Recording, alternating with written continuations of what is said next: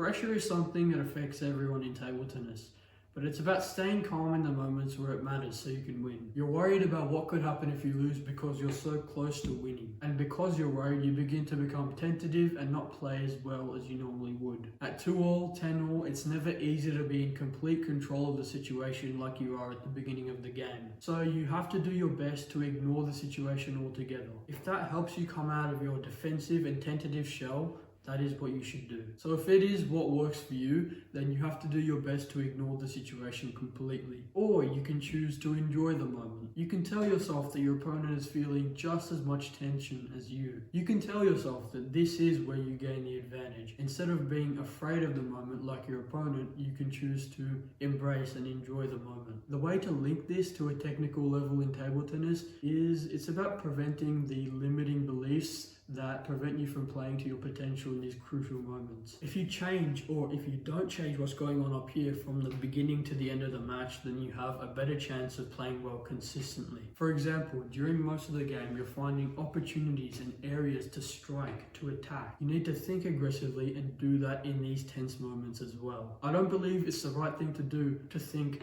oh, I just want to get the ball on the table, I really don't want to miss, oh, let me sit back. I personally performed a lot better when I told myself, I'm going to receive there and he's most likely going to hit wherever, and from there, I'm going to try and finish or attack and end the game. I like to think that if you're at 2-all, 10-all, 3-all, 10-all, the ability of you and your opponent is similar enough, so the only thing separating you at that point is who is less scared. Obviously there's so many other factors involved, but if you can get your mind right, it's going to help so much in these situations. But yeah, this is the advice that I have for you, the advice that I use for deuces where the match is on the line.